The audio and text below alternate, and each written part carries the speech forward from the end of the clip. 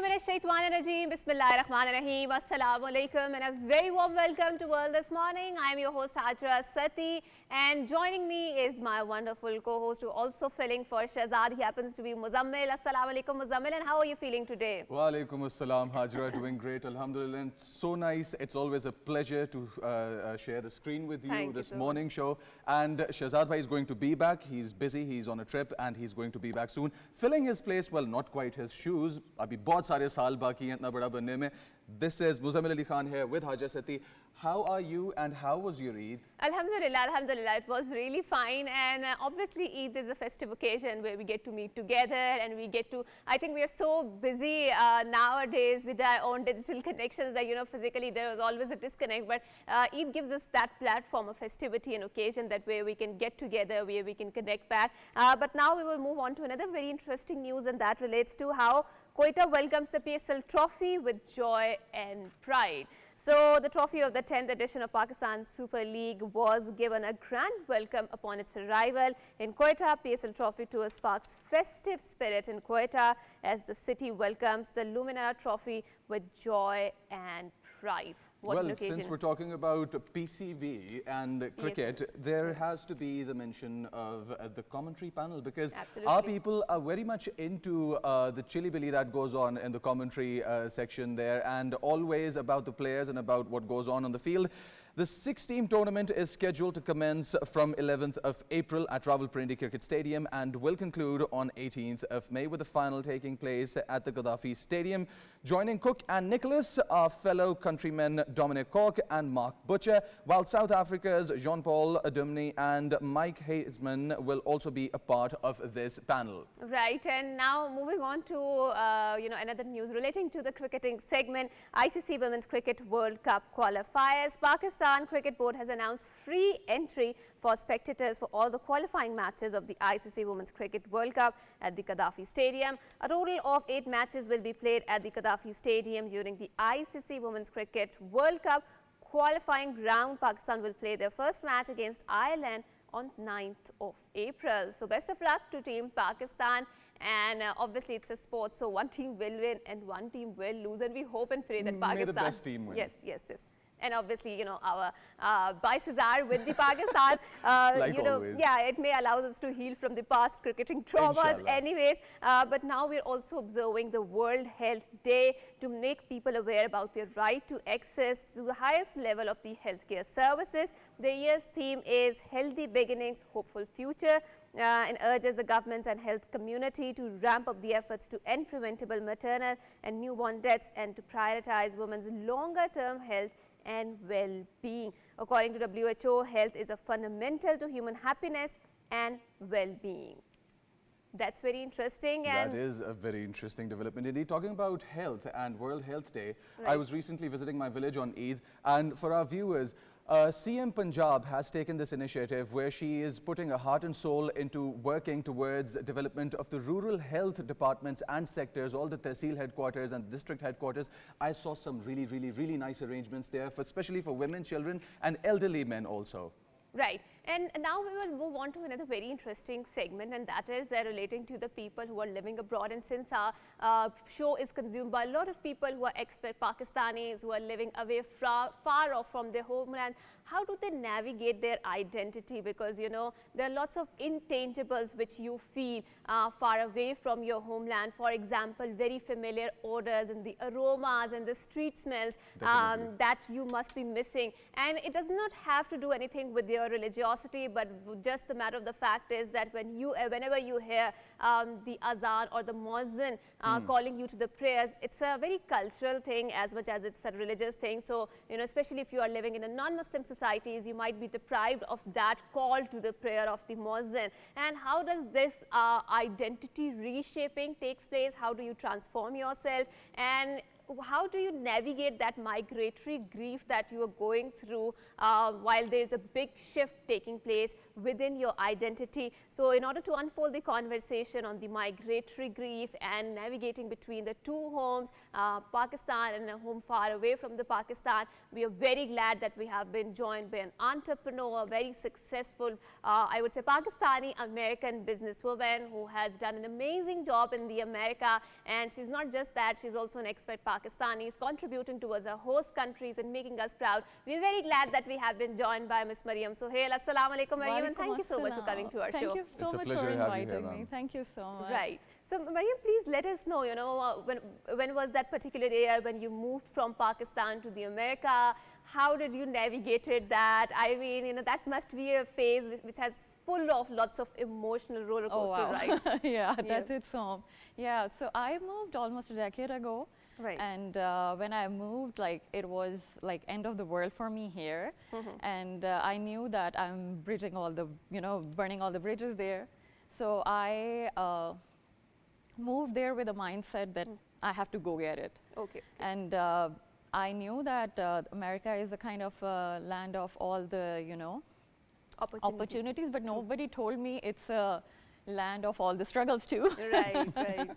And it's not only that you struggle with work or with language or with cultural thing, it's a small little things, which triggers you, like just turning on the switch. It's the other way around there. It's the other way around, yeah. I don't know how quickly the miles turns into, like kilometers turns into miles, and then, kgs into pounds. lbs, pounds, So it's all different ball game there right from the beginning. So I'm sorry to cut you off like this. Before my daughter was born, I had a 2-year gap. And then after that 2-year gap of traveling and everything, I went abroad, stayed 6 months, came back, had my daughter. She's now 16 months, she's still a baby doing the tata pata that babies do. What I experienced was that people over there, people on the other side of the globe, when they think about Pakistan, they start to reminisce on these memories that they are fond of. And like Hajra put the question very, very well, that roots and being distant from them, it takes a toll on your mind, doesn't it? Yeah, it does. How did you cope with it? Okay, so I mean, like, we try to stay connected with our roots. And over the period of time, I have learned that we have a very good culture, very like strong cultural roots. I don't know why we do not own it, most of us, but we try to stay connected to our roots. And what I have learned that, I mean, like, I don't mind, going out in shalwar kameez, wearing my like cultural clothes, and I have made a point with my friends that if we Pakistanis are meeting, it doesn't matter where we are, we will talk in Urdu. We'll not talk in English, so that we can, keep that language alive between our friends and family and our children. So that's how we do it. Then we get together, then we have a masjid. It's like a community center for us, so that's how we keep the culture alive within us. And to, transfer it to others, we have more ways to do it. I started a book club. I started joining a book club in 2018. And there I, realized that there is some, miscommunication between them and us. So there I took a step to, transfer my culture to them. And 23rd March was around the corner. So I actually like created a mini Pakistan in my house. That's so sweet, yeah, and I invited my Gora friends there. And I cooked regional food. I wore like a Ajrak dress, and they loved it. They wanted to. I have a funny story to tell. She said, Gora friends. For our viewers, Gora friends, I have a few, and I taught them something that we all are very fond of, which is the expression, Hai Allah. And the cutest accent that you can ever imagine, And now one of my friends, Jane, whenever she has a problem with her partner, or, she's in the middle of a heated argument, you hear this, Hai Allah, with an Angrezi twang in her tone. I know, I can totally relate to it because one of my friends, she's Cuban. The only thing she has learned from me is nahi. And she said it with such a force and expression. I love it, nahi. Right. And Maryam, so now I think we also need to explore because you went there to America, right? And we know that post 9/11, a lot of news or a lot of information that they are consuming about the Pakistan is coming from very securitized lens, right? Yeah, I know. And obviously that is not the representation of a culture. Yeah. Did you struggle with that perception, that information, that you're coming in? I will come back to that event I was telling you about. So what happened was that I carefully thought that how I'm going to conduct that event. So I was very lucky that I got my hands on Emerging Pakistan video. So I played that video for my audience, my guests, and everybody who was there. They were from my workplace too. So I could see that when I played that video, 20 plus women were sitting in my lounge, and there was pin drop silence. Pin drop silence, and when the video ended, their jaws were on the floor. And the question they asked me made me think, oh my God, this is what they think about us. The questions were, oh my God, you guys have attached toilets. You guys have running tap water. You guys travel in the cars. You have good sarke, roads. Means of communications are there, you guys go to schools, you have proper educational system. And I was what they were thinking. And then I realized they actually don't know us. That's the biggest bridge we have with them. So I cannot expect people to give me something which they don't have or I have not given them. So that day I realized that I have given them a very different perspective about Pakistan, and I felt very proud. In the end, what I did with them, that's the proudest moment as a Pakistani there, that I gathered everybody, all the Gora friends there, and I made them say that Pakistan Zindabad, and they said it. And I loved it. So, I mean, that's how, that's my contribution as an expat to project Pakistan that way, to let them know who we are. We are very kind people. We are very nice, and we are very smart people. Absolutely. Yeah. I do agree. 100% I agree. We are really, really smart. Yeah, and because I studied there, I worked there, I created my business there. And that's how I realized that we South Asians or Pakistanis, we are smarter than anybody in the world. We just don't, I don't know from where we have got that complex in us. We are far better than anybody in the world. Well, comparison is the root of all sorts of problems. I don't we know compare ourselves our happiness with. I think it's not just entirely bad, because there are healthy sorts of comparisons, and if you really want to strive for the betterness. But again, that's a different debate. We will save that for some other day. But Maryam, now I want you to deliberate upon how did you create it, because you yearn for familiar comforts, like I talked about the street aroma, right, which must be missing in America, or generally street environment, for example, call to the prayers, which must be missing. So how did you create a home far away from the homeland, or how do you navigate that phase where you're learning for the yearning for the familiar comforts in your life? Okay, I created my business as such so that when I feel depressed and I yearn for it, I just take a flight and come back home. But apart from that, I mean, like you said, I don't know how we transmitted that way. From listening to azan and then following namaz and all that, I don't know how we shifted from clocks. Acha ye time ho gaya, now we have to go. And people give a very huge big examples to relate with, but I mean not able to go to the corner wali dukaan and get some milk and ande was the one thing I was oh my God, I have to go to that HEB or Supermart and go back down to the aisle to get just 2 andas. There was something which was very uncomfortable. It happens with me always. I feel so stressed going to Costco. I'm why do I have to go to this big place all the way there? I miss my perchun wala. I know that corner shops. I miss them so much. So I mean, we tried to create a coming back to your question. We tried to create a very comfortable environment for us. And after pandemic, I mean, when everything become social media thing, everybody was on social media, we were doing lives and all that. So I used my platform as something to grieve there or to rant there, but to get comfort out of it, to make a home out of it there when we were just locked down. Right. But I realized that gradually I'm making a comfort space for so many to relate with that. And then I realized that I'm not the only one. There were so many girls there who were living away from their family. They were stuck, they cannot go back, they have small kids, they are just like struggling without any guidance and all that. Right, right. So that, you know, one small Instagram account became a home and comfort for so many people. And we used to teach every day something new to each one of us. Right. So that's how we created a comfort level, by knowing that we are not the only one.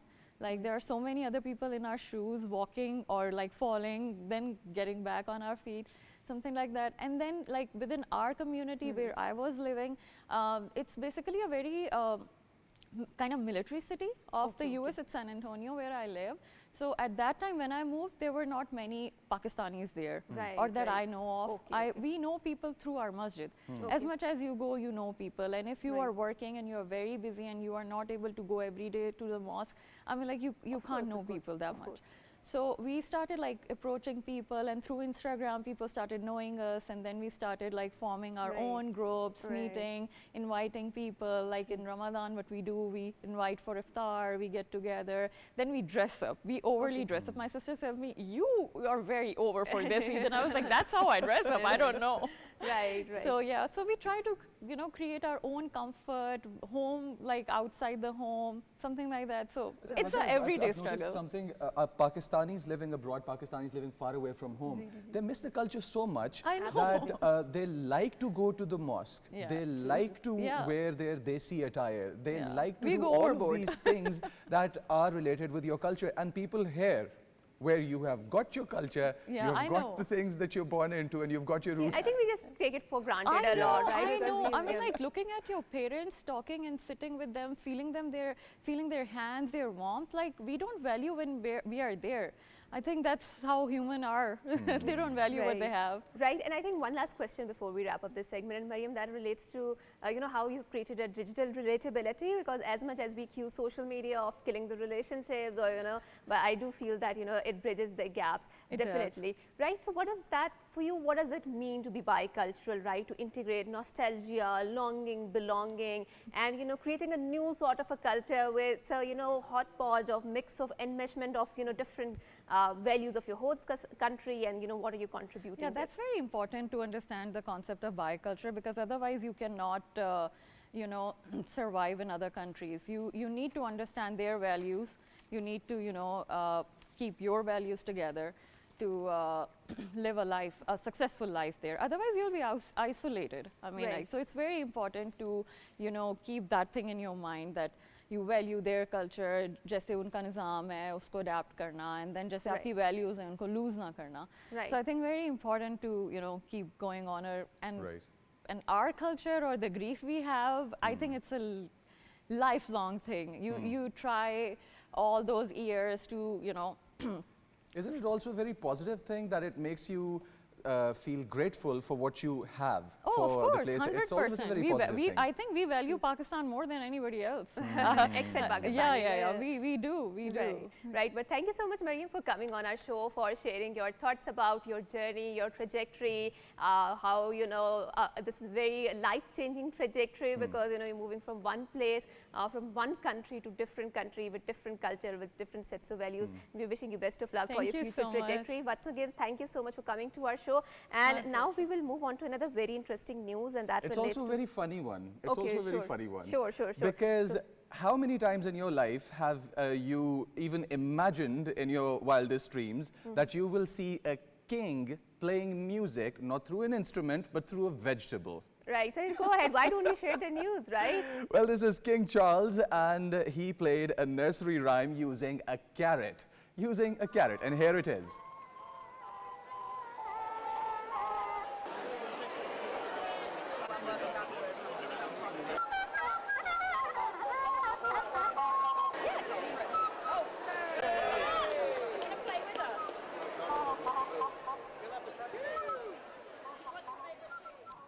now I'm moving on to another very interesting news, and that relates to how Japanese firm's technology allows the houses to rise off the ground in the case of the earthquake.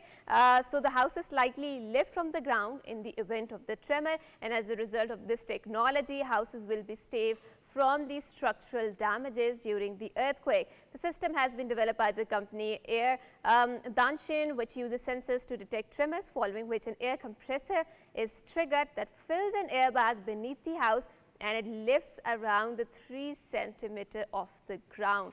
And definitely we know that how Japan is a country that is often technologically very advanced. You talk about the automobile industry, you talk about technology in data, you talk about technology in smart computing. And talking about technology, data and smart computing, as we celebrate Pakistan and Pakistan's talent, we have a very interesting personality with us who has joined us online. Do you want to introduce her, or should I? Sure, why not? So, you know, we are really glad that we have been joined by Mehwish Salman Ali. She happens to be the CEO of the Data World. Assalamu alaikum, Mehwish, and thank you so much for joining us. Assalamu alaikum, ma'am. It's a pleasure to have you here.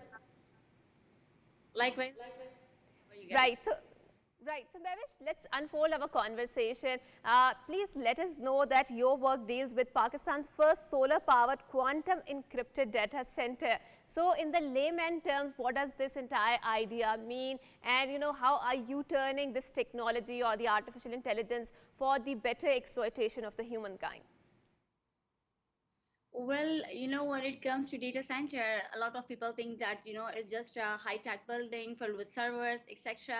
So in data center is basically a digital engine that powers everything from cloud apps to AI innovation. It's where the world's data lives, breathes, and transforms into real-time insights, decisions, and services.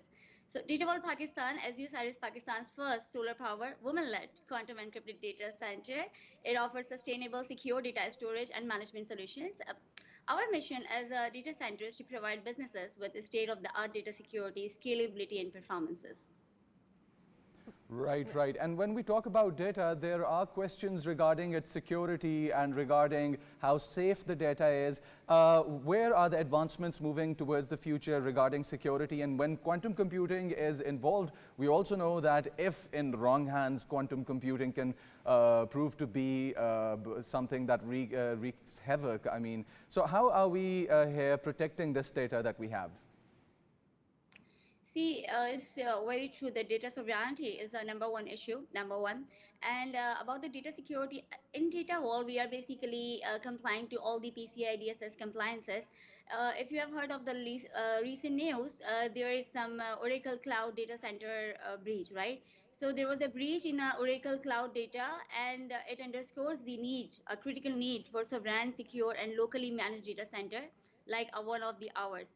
What happened is basically some hacker internationally, they breached that data, and there was not much that we could do immediately. So when we have our own data center in our own country, there are so many steps that we can take to mitigate these kind of issue, and it highlights a very unique and a very important problem about the data sovereignty and sharing your critical data to the outside world. So if we'll have more of our data centers that is inside your country, that will help mitigate these issues. Right, and Mehwish, since we've spoken, it's very commonly being said that, data is the new oil, because there's so much money into that, and obviously, my co-host also mentioned about the concerns about the privacy and the data security, and data security is something that is in the debate a lot about it, right? So when we talk about exploiting it for, human purposes, or making sure that this technology is subservient to the humans, what are some of the benefits that we can reap out of this projects of yours? See, again, data sovereignty is a very big issue. Data privacy, it's a very, very big issue. And we do not take care of it when we are uploading our data on international GPTs. There are so many international GPTs that we are using in our daily lives right now. If you need to take interview or if there is a health concern, what we do is we go online to one of these GPTs. Maybe we have some health-related test that has come up, a blood work or something like that. What we do, instead of asking our doctor, we upload it on GPTs. And we ask GPT, what's wrong with me, etc. And what we are doing by sharing our critical data to the international GPTs is we are giving them a hands-on about us, that what kind of allergies we have, what is our blood group. So God forbid in future if there's a bio war or something, they exactly know, how to put which person down. They know exactly that this person have this kind of allergy, and if we are going to send this kind of virus, this person is done. So we cannot do that. So it's a very important issue, and that's the how we can mitigate these kind of issues again by basically building more data center, more AI solutions, more data sovereignty related products in Pakistan. So what we have recently done, because we have a data center, we have a great infrastructure, we have compute power, we have recently launched Pakistan's own GPT. So it's in a beta version still, and we are giving accesses to few alpha users, but very soon everyone is going will be able to use it. Right, and Mehwish, you mentioned some very extremely important point, and I would like to develop the conversation on those, stream of thoughts of yours. And I think one of the point is number one when we talk about because for me, artificial intelligence means chat GPT, and that's because, I'm a layperson and I'm not very well versed, in the vast world of the big data. So whenever we talk about training those models, there has been lots of concerns that, artificial intelligence also reeks of the racism, right? Because those models are trained on a very Eurocentric models. But when we talk about training them, do you think that there are enough conversations being held in our country or within our, I would say, region where we want to train them based on our own knowledge? Because I do feel that we have a very rich tradition, literature, but it's somehow not reflected on the world of bits and bytes. So how do you think about it? Awesome. That's such a wonderful question. I would love to answer this because just as I said that we have launched Pakistan's first GPT as well, this is Right. what basically is going to do. What we have done is we have trained our LLM model on Pakistan's based values and its cultures and its products and everything local. And Right. on the next model, we are basically Right. introducing our regional languages as well. See, AI cannot exist without data. Data is very important. Data is the beating heart of the ecosystem. Every AI model and every GPT needs a lot of data. But what we cannot do anything about is international GPTs is we cannot basically train these GPTs according to our values, our cultures, our products, our languages. And that is the basically lag that we have seen. And when the world was building GPTs and we were in Pakistan, and because we had the infrastructure as well, we were like, why not Pakistan? If they can do it, why can't we do it? And that was a very important step. Hajra, only 5 countries in the world has their own GPTs because it's all the AI race these days. Everyone wants their own GPT because they are very much concerned about their data, their privacy, their local culture, their local values.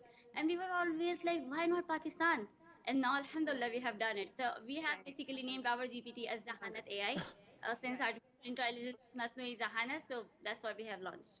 I have a question. This is a very interesting conversation, and I'm listening quietly because I operate two businesses, separate lines in agriculture, and there is another line to it.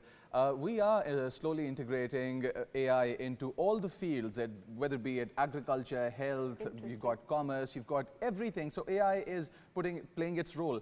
Recently, I decided to start up a company, and for that company, the paperwork that I used to hire a lawyer for, I generated all of that through this phone that I have over here and using a GPT. So what I want to ask you is that this field, it's so vast. It's like an octopus. It has its tentacles everywhere. You being a Pakistani woman and a CEO make us proud, and there are a lot of girls who look up to role models such as you. Give us a little bit of idea about how did this project start, what inspired you, and how big is it, and how in the next coming 2 to 3 years, how big do you see it going? Again, a very important question, because as a woman-led startup or as a woman-led data center, I always say that it's all about inclusion. So definitely with my position, I would like to inspire a lot of young women to be a part of this as well. I'm into this industry for the last 17 years. So I was always in this technology ecosystem and sphere, and we have always been working towards new technologies. And I have worked in Middle East, I have worked in US, we have learned a lot from there. We have brought those technologies into Pakistan. And recently, I was invited as a state guest in DCO, where I met with the ministers of 16 member states of DCO. And again, just like the guest before me was speaking about the perception of Pakistanis outside, it's not just about, the Pakistani's culture and values and whatnot. It's about technology as well. So when we were discussing the AI policy and governance, and I was like, we have data center, this and that, they were like, oh my God, Pakistan has data centers. I was like, Pakistan has a lot of data center and mine is just one of them. And they were like, Pakistan is doing something into AI. I was like, we are doing a lot of things in AI, and basically, creating our own GPT is one of them. And that's where I stopped him. And I was like, do you have your own GPT? He said, not yet, but we are in process. I was like, see, we have done it. Our neighbor country, our favorite neighbor country, hasn't done it yet, but we have done it. But these are kind of the news that doesn't go out so frequently, unfortunately. So my aim with using technology and everything is like, number one is inclusion. Number one is basically, seeing Pakistan standing tall in the global AI competition. And number three, basically to enable other people who doesn't have this kind of infrastructure or these kind of fundings. So we like to invite them, young women, young men, to come to us and, explore our facility and explore the compute power that we have and that you need for your AI related project, and let's work on it together. Well, on that note, sorry to interrupt you like this. On that note, could you let our viewers know if there are any young girls watching right now, as you mentioned, that they can take their projects, they can come to you, they can visit your facility, have a discussion on the further development of their plans that they're putting their hearts and souls into. How can they reach you, and how can they come and visit your facility? What's the way to contact you? What's the way to go about it? Okay, so basically they can Google datawall.com.pk, and also they can, we used to say Google my name, now I say GPT my name. So go to your favorite GPT, write my name, and you will get all my details, and you can contact me on any platform that you would like. Right. And Mehwish, I want to ask you a question about the disruption of the data, because we know that how much our lives are intertwined with our digital lives, right? And especially the worlds of bits and bytes. So we have seen that this data disruption is a global phenomenon. It's not just in Pakistan. Back, I think last year we've seen that how there was some sort of a bug in the Microsoft and how the entire airlines were grounded because of that bug. So obviously we are vulnerable to these sort of disruptions, and especially when the internet is not there. So how do you ensure the continuity of that data? Because your entire businesses have shifted on the digitalization, entire lives have shifted into that.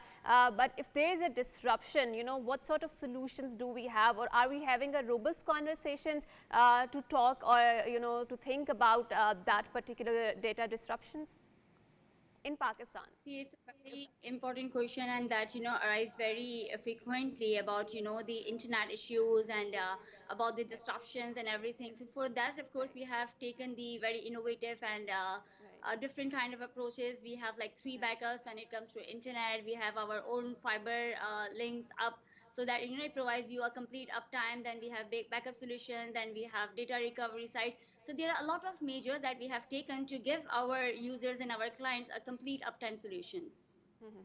So there are a lot of challenges, Hajra and Muzzamil, when it comes to this industry or any industry. There are a lot of challenges that we face in Pakistan, but it's not just about challenges. It's about mitigating them as well. So everyone talks about this problem, that problem. There has to be someone who has to work towards those problems and create better solutions, and we aim to do just that. Right. Thank you so much, Mehwish, for being here, enlightening us about your work in the field of the data sciences. And I must say that it has now become a very huge and a vast field. There are lots of sub-academic fields that are emerging out of it, and that just shows the significance of how data is the new oil as we talk about it. The future is here. We're living in the future. Of course, we are. So now we will move on to an interesting news in which Pakistan. It's about, as we have our guests over here on our show, and they're all winners. We are now going to talk further about winners, but in the category of sports. And when it comes to sports and activities, aren't we a little excited as Pakistanis about the gun culture? Because gun culture here in our Khyber Pakhtunkhwa in Punjab is a very, very integrated part of our society. Now, this is Pakistan's long-range rifle team, and it has won the double gold medals.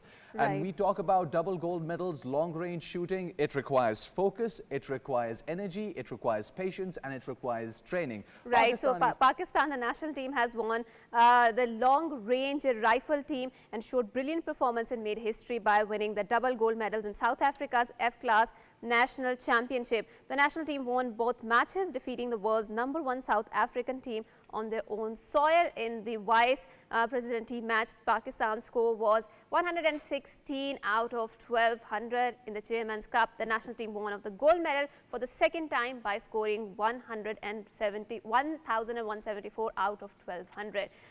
Quite a win, and quite a win, and aren't we all excited about it? But from the news on ground, now let's take you under the sea with some exciting news about sea life and how Allah subhanahu wa ta'ala has designed the life all around in waters, above the land. We are talking about octopus that hitched a ride on a shark's back. We've all heard stories, we've all heard sayings about different insects and animals riding on backs of different beings. We have scientists that have been stunned to see an octopus riding on the back of a shark as it swam on the northeastern coast of New Zealand. Researchers spotted an orange Maori octopus on the back of a short fin mako shark, which left them puzzled. Now, these visuals that you are seeing on your screen are exactly of that Maori octopus riding a short fin shark.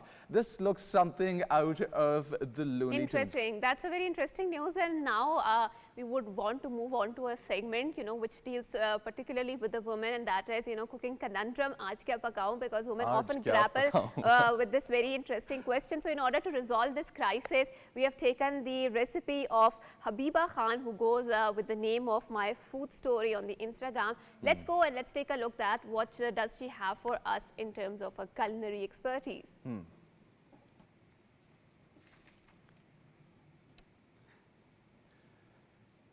All right, what we see here are a bunch of fruits. This is healthy. This is all of the stuff that should be in your diet. We are talking about vitamins and minerals. We're seeing a lot of bananas and berries on our screen. This is a high carb, high potassium, high macromolecule diet, which is very necessary for your skin. It's very necessary for your hair health, and also problems in women like PCOS and problems of infertility in men. When you eat a lot of fruits, drink a lot of water, you won't face a lot of problems regarding your health. And also reminds us about the Ramazan's fruit chart, right? I think this is also... It does, and I am missing that fruit chart, yes, man. I'm missing that fruit chart. Another version of that. So now we will talk about a Pakistani student who has taken a very interesting initiative, and we were discussing about how innovative Pakistanis are, and she has designed Pakistan's first Sindhi language calculator using the artificial intelligence. So a lot of students are making better use of artificial intelligence other than just copy pasting their assignments from there. So in order to unfold this conversation, we are very glad that we have been joined by Mahrose. Assalamu alaikum, Mahrose, and thank you so much for coming to our show. Walaikum assalam. Mahrose, how did your Ramzan go? It was so amazing. Did you do all your rosas? Yep. I think that's a very personal question, but let's unfold this conversation regarding the artificial intelligence, and you've created a calculator, right, in the Sindhi language. So please explain us, your thought process. How did you come about this idea? And again, why particularly Sindhi language? Are you a Sindhi? Does your own personal biases have an effect on that creation? Okay. I'm the student of Rehan School, which is the world's first AI school. So we are studying about technology in different fields like video editing, graphic designing, coding with AI. So we were learning too many things, and that time I making another calculator as well. But I got idea, it was just random thought that it should be like in Sindhi language, because that time Sindhi Culture Day was around the corner. So I just made it, and after I guess 2 months, everyone loved it too much, and I got very famous. So it was like surprise for me, because I never think about it. It was just a random thought, and I made it. Right. Hajra, when we talk about Pakistan, Pakistan is a melting pot of all sorts of cultures and languages, and that's the beauty of our beautiful country. We've got diverse cultures from the north all the way down to the south. We've got cultures from all parts of this world. We've got Persian, a little bit hint of Persian, some Punjabi, we've got the Pashtun culture, we've got the Aztecs and their old generations coming here, and then we've got Mahpons up north and all sorts of cultures. So I think this is a very important initiative. I think we should take inspiration from it, develop a calculator and other apps also in all languages, or maybe an app which has the compatibility where you can, shift languages. Have you thought about developing an other application in Sindhi language? I made so many things. Recently I made CNN clone functional clone, and ChatGPT clone, it was non-functional. What does that mean? And WhatsApp non-functional clone. Okay. Clone. And my own school students, they got very inspired from me, and they met in calculator in different language, like French language, in Spanish language. Not just my school students, but other schools, they also got very motivated, and they make many things. So it is so amazing for me that other students and people, they are getting motivated from me, and I am contribute a positive thing in our society. Do you know how to speak Sindhi? No, basically I'm not Sindhi. All right. Just I made it. My mother language is Hindko language. Hindko. Hazarwal. Okay, okay, that's very interesting. Such a young, beautiful person. Absolutely, Mahrose. So now I want to further explore the conversation of your Sindhi language calculator. Now tell us, you know, how receptive people were about this invention of yours. I mean, is it getting popular? Are you getting some support to make it on a commercial level? Or do you have an idea as to commercialize this technology?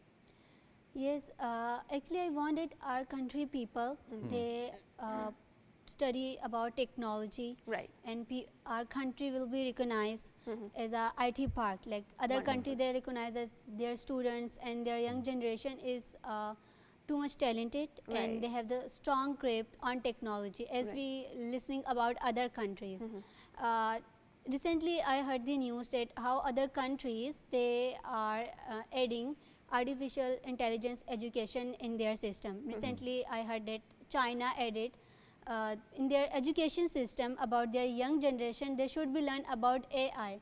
So I want that these type of things should be in our country, so we can also learn about it. And Estonia, they also, yes, they are the IT hub. Yeah. You know about it. Yeah. So Estonia, they also they also they have a small population, but they are the IT hub. But I'm very interested in exploring your school, right? So you mentioned that your school focuses a lot on artificial intelligence. So are they also offering the regular education? And how did they come up about this idea of investing solely on the artificial intelligence? That's very innovative and unique. Okay, the founder of our school is Sir Rehan Allahwala. He is known by like technology person, because he is very curious about learning more technology. So if I'm not mistaken, he's also quite a big businessman as well. Yeah, he is. Yeah, he is also businessman. So he started school, the base of AI. So student, they in their young age, they can learn about it, and in future, so they get the good grip on their field. So here our curriculum is like a different. Okay, interesting. So we are just learning and studying about technology. As I said, recording with video editing, doing podcasts and editing, these sort of things. Okay, so it's a skill-based school, right? Yes. If I'm not wrong. Wow, this is so unique, and it's setting our youth up for a very prosperous future. It's equipping them with all the tools that they require. That's absolutely true. And if I may ask, is there a vocational school, or is it like a regular school? How is it different, and how did you landed up in this school? This is regular school as we go. Interesting. In other school. But the thing is different is that we don't study in just books. We are studying in laptops and mobile, using these tools and making things, as I made calculator. And other students, they also made a number of things. So our school system is a little bit different from others. We are also learning skills and try to stand on our feet, on our foot in such a young age. Like some students, they are earning money by local clients and also doing internship with the other countries' people. So we are not just learning, we are also earning. So this is the vision of Sir Rehan people Allahwala. your age, young people your age are not only learning, they are also earning. It was so nice to have you here. It was so nice to share the screen with you. Very innovative, very young, very unique, and I see a future leader over here.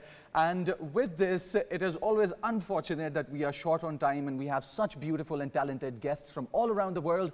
This was another exciting episode, and with this, the episode comes to its end. But before we end this episode, be sure to log on to our website, that is world.ptv.com.pk. Our YouTube channel, always go and search for your favorite morning show, which is World this morning. And also be sure to check out our Instagram and Twitter handles as well. This was today's episode, and it is all for now. And as always, like Shahzad Bhai says, 3, 2, 1, good morning.